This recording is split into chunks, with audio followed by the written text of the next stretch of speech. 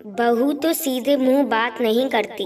आज गरिमा ऑफिस से घर आते समय अपने लिए कुछ कपड़े ले आई थी, जिसको देखकर उसकी सासू माँ चिढ़ गई थी। उनको अच्छा नहीं लगता था गरिमा का इस तरह शॉपिंग करना। वह चिढ़कर बोली, लो आ गई फिर एक नई साड़ी लेकर। लगता है पूरी तनख्वाह कपड़ों पर ही खर्च करती हो तुम। अलमारियां कपड़ों से ठूस ठूस कर भरी हुई हैं, लेकिन फिर भी मन नहीं भरता है। वैसे कितनी तनख्वाह मिलती है तुम्हें बहू? दीपा से ज़्यादा मिलती है या कम? गरिमा भी ऑफिस जाने के लिए निकल ही रही थी कि सासू माँ ने उसे टोका।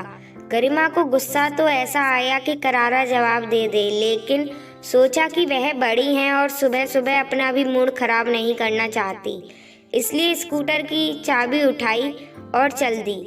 फिर सासू माँ बड़बड़ाई, देखा इसे घमंड तो इतना है कि जवाब तक नहीं देती। उधर मेरी बेटी है सादगी और विवेकशीलता का दूसरा नाम।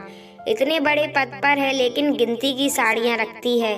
माँ की बात को अनसुना करके बेटा भी नहाने चला गया। सासू माँ अग्रता जी अपने बेटे महेश और बहू गरिमा के साथ ही रहती हैं। एक बेटा और एक बेटी है उनके, जो इसी शहर में रहते हैं और आते जाते रहते हैं, जैसा कि ज़्यादातर घरों में होता है। जिसके साथ रहते हैं उससे कभी संतुष्ट नहीं होते वृद्ध लोग। अग्रता जी उनमें से एक ही हैं। रहती तो गरिमा के साथ हैं, लेकिन उन्हें अच्छी लगती है बेटी दीपा और बहू गरिमा एक प्राइवेट कंपनी में नौकरी करती हैं। बहू गरिमा बड़ी ही शौकीन और खुशमिजाज औरत है। बड़ी कड़ी मेहनत करती है और खुलकर जीती है। ज़्यादातर महिलाओं की तरह उसे भी नए नए कपड़े आदि पहनने और तैयार होने रहने का शौक है। वह अपने पैरों पर खड़ी और समझदार भी है, इसलिए पति देव भी कोई आपत्ति नहीं जताते हैं। लेकिन सासू माँ को बिल्कुल पसंद नहीं उसका कपड़ों पर खर्च करना। ऐसा नहीं है कि ज़रूरत से ज़्यादा खर्च करती है या सिर्फ अपने बारे में सोचती है, लेकिन कपड़ों को व्यवस्थित रखना भी एक कला है जो बहुत अच्छे से जानती है गरिमा। इसी वजह से उसके कपड़े हमेशा नए दिखते हैं, जो सासू माँ को भ्रमित कर देते हैं। ऐसा भी नहीं है कि वह सासू माँ के कपड़े गंदे रखती है या उनका ध्यान नहीं रखती है। वह सबका ध्यान रखती है, लेकिन जिसे संतुष्ट होना ही नहीं, उसका क्या कर सकते हैं। इसलिए सासू माँ उसे बार बार सुनाती रहती है और दूसरों से तुलना करती रहती है। खासकर अपनी बेटी दीपा से बहुत तुलना करती है, जो अक्सर नाराजगी का कारण बनता है घर में। इस तरह अनजाने ही खलनायिका बन जाती थी। बल्कि दीपा तो इन सब बातों में बिल्कुल दिलचस्पी नहीं लेती थी।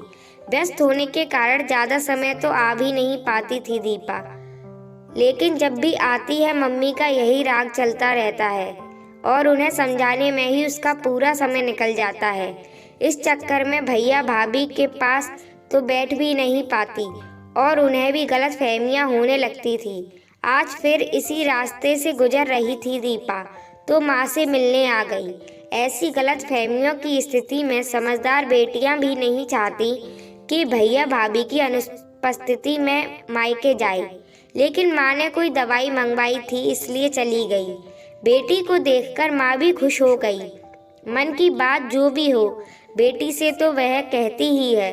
उन्हें आज सुबह से ही मुंह में खुजली हो रही थी, इसलिए दीपा के आते ही शुरू हो गई।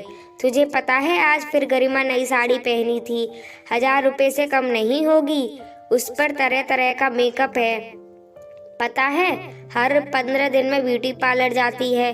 तुम भी तो उसी की उम्र की हो, फिर भी इतनी विवेकशील हो। लेकिन उसे तो लगता है कि घर ही नहीं सूझता, ना पैसा बचाना ना सही जगह लगाना, बस उड़ाना। पता नहीं कितने रुपए कमाती होगी। तुझे पता है कुछ, क्या तनख्वाह मिलती होगी उसे? मेरी तो किसी बात का जवाब नहीं देती, नाराजगी से बोलती जा रही थी। मम्मी फिर शुरू हो गई आप? कितनी बार बोला है कि यूँ तनख्वाह नहीं पूछते किसी की। उतना कमाती होगी तभी तो वह खर्च करती होगी। मुझसे और आपसे तो नहीं मांगती। फिर सबका अपना अपना शौक होता है। मम्मी आप मुझे बचपन से जानती हैं कि कोई शौक नहीं है मुझे सजने संवरने का, लेकिन इसका मतलब यह नहीं है कि सब मेरे जैसे ही हो। मैं अलग हूँ। जिस तरह आप अपनी बहू को सुनाती होगी खर्च करती रहती है और नखरे करती है, इसी तरह मुझे लोग यह कहते हैं कि कंजूस है।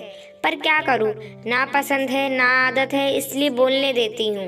दीपा ने जवाब दिया, अरे शौक पूरे करने से कौन मना करता है, लेकिन बचत भी तो कोई चीज है। ऐसे ही चलता रहा तो बुढ़ापे के लिए क्या बचाएगी। पता है उसकी उम्र में मैंने खुद की बचत से 10 तोला सोना खरीदा था और यह कपड़ों में उड़ा रही है। आपने सोना भी अपने शौक के लिए ही खरीदा था ना। जैसे खुशी आपको सोना पहनकर होती है, वैसे ही उसे इन सब चीज़ों से मिलती है। कौन कहता है कि वह बचत नहीं करती है। आपने इस उम्र में अपना घर बनाया था, उसने अभी ही बना दिया है। वह भी तो यह बात आपको सुना सकती है, लेकिन यह उसकी समझदारी ही है कि आपकी इज्जत करती है। फिर जबरदस्ती क्यों बेइज्जत होना चाहती हैं आप? आपने दुनिया देखी नहीं, कैसे कैसे बेटे और बहुएं होती हैं। आपको अच्छे मिले हैं तो आराम से रहिए ना, और उनको भी रहने दीजिए। दीपा समझा ही रही थी कि गरिमा आ गई और बोली, अरे दीदी आप कब आई? अभी तो आई, आज इस तरफ ही आई थी तो सोचा आप सबसे मिलती चलूं।